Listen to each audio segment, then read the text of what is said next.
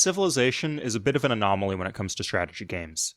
Each entry in the franchise has been a huge commercial and critical hit, largely uninfluenced by broader patterns in the industry. But PC strategy games have shifted dramatically in the past 30 years. And currently, next to Civ 6, Hearts of Iron 4 is the second most played strategy game on Steam, with Crusader Kings, Europa Universalis, and Stellaris all pushing respectable numbers too.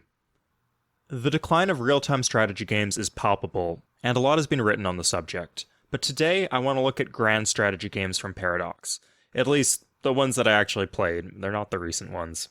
How are they taking over the market for strategy games? Here are 5 things I've noticed that Paradox is doing right. Point number 1 is historical depth and accuracy. It's a known factor that men like looking at maps, finding odd corners of the world, and asking, what goes on here? People aren't just interested in history and geography, but often specifically in obscure history and geography. At school, we learned a lot about our own countries, but there's so much more to learn out there. And this fascination seems insatiable. The more we learn, the higher our expectations are. Other strategy games just do not have that same level of detail, and many are just flat out inaccurate. I think strategy games like Rome Total War existed as a kind of stepping stone between real-time strategy games and grand strategy games, giving geographic and historic context to the battles that we were fighting. I loved RTW because there were unique factions that I'd never heard of before, like Pontus or Numidia, but they were not historically accurate. Aside from cases where they flat out just didn't give a fuck, like the pharaoh theming of Egypt's army, the game's mechanics simply didn't allow for the kind of nuance that existed in classical and medieval governance. Games from this period did not have casus bellis, all armies were standing armies, and just generally, there were basically no mechanics for the internal mechanisms of government. You can't program a functional Holy Roman Empire under these circumstances, and historicity has to give way to gameplay.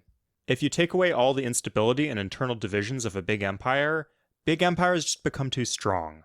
So to make the gameplay not suck, bigger nations like the Ptolemies from Rome Total War have land arbitrarily taken away from them, not to mention the whole 3 Roman faction division in that game that was completely made up. Games like Europa Universalis and Crusader Kings do not face these issues.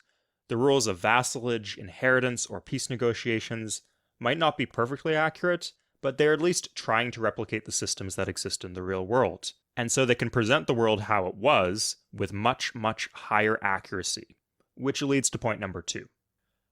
Point number 2 is removing tactics and focusing on bigger strategy. It's right there in the name of the genre, grand strategy, but this is a flaw with Civ in my mind. Civilization is an epic game. It's supposed to span the entirety of human history. This is the elevator pitch of the series. So why am I forced to manage tactics for each battle? Is the scope of the game not really just beyond this? I shouldn't have to choose what's for dinner when Abe Lincoln comes over, or pick the curtains for my new palace. The player should be focusing on bigger scale issues.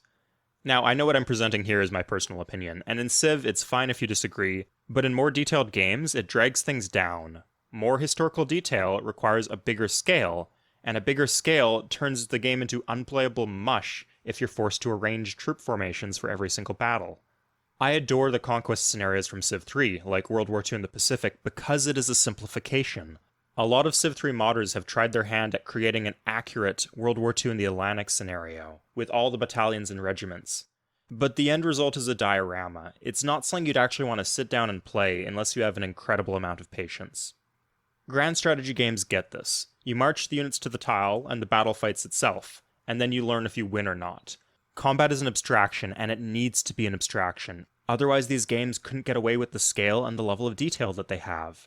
People like building big empires, but they do not need to personally fight every single battle that these empires have ever fought.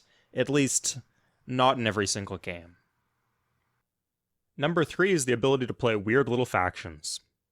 It's well known that big nations are not as popular in Paradox interactive games.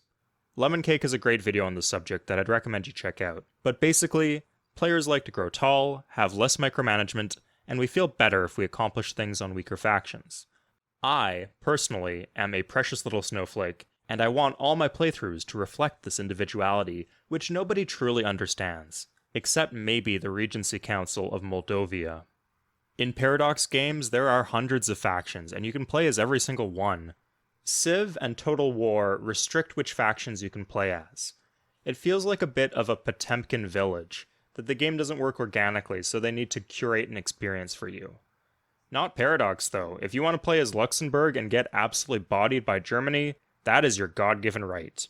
And if you win, you're a legend. A lot of the options are very strange or obscure, like this single Jewish noble family in Ethiopia.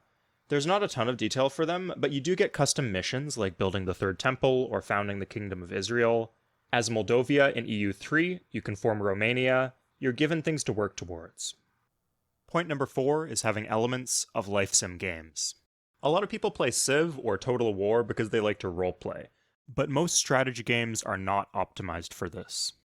Crusader Kings is. It is such a refreshing twist that you're playing as a dynasty and not a nation. And there's a huge appetite for this. Take a game like The Sims. This is a massively popular game, with a player base that is about 60% female and 40% male. I think that as far as computer games go, it is well suited towards the taste of women, but it is still massively popular with men too. Telling weird little stories to each other and to ourselves is basically what makes us human. It just makes sense to make a life sim game that removes some of the dollhouse elements, but keeps a lot of the character building. Things like having ambitions or having to make choices about what personality traits you'll have are all present in Crusader Kings. Only, instead of wanting to get a promotion at work, your character dreams of conquering holy sites to strengthen the faith of the Zunbil people. There's even a dress-up option. You can send your characters to the barber. And the macabre stuff from The Sims is still here too. You cannot put your character into a pool and take away the ladder, but you can plot to kill your mom, or imprison your son and force him to marry his sister. You know, the stuff that makes subscribing to the Crusader Kings subreddit really worrying for about half a second every now and then. Number 5 is removing the focus on exploration. One of the X's in 4X stands for exploration. It is an essential part of the genre, and one that players love, but it has often been neglected. Most of the best exploration in strategy games comes from fantasy or sci-fi inspired titles like Heroes of Might and Magic, Fall from Heaven 2, or Alpha Centauri. Mainline Civ entries have been passable, although Civ 4 stands out as having particularly weak exploration. For high-level play, the whole game is experienced within 10 tiles of where you started. Often in Civ, I find myself retiring playable games just because some really weird shit has clearly been going on in the world, and I am nosy. Players have a fundamental curiosity about how they fit into the planet's geopolitical ecosystem. It helps build narratives and contextualizes our play experiences. Gatekeeping this element behind technology, diplomacy, and manual exploration is such a missed opportunity. Rome Total War is rough for this. Turning on map hacks is the only way to get a whole picture as to how the factions start the game. Exploration often ends up being pretty mediocre in strategy games, so why bother having it at all?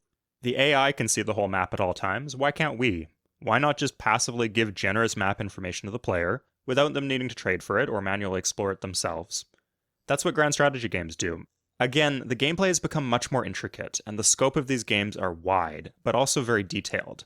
Something has to be cut, and guess what? Moving 3 scouts for 150 turns takes up a bunch of gameplay time that doesn't add much to the experience.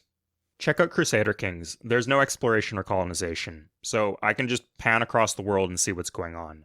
Barring a grind of a world conquest, your Scottish Baron will never be able to interact with Sri Lanka, so why shouldn't you be able to see what's going on there? It's fun to watch. Europa Universalis is more focused on the colonial era, so it makes sense that there are some barriers, but it's still quite lenient. You see it in this game here. I'm not actually involved with any of the colonization, but I'm still being trickle-fed information about what's going on in the rest of the world. So, these are the reasons, and this is the direction that the industry might move towards. Less people are playing football, more people are playing Football Manager. I think that there are elements of these games that developers should consider when they make mods or even entries in the Civilization series. That's all for today. See you guys next time. Cheers.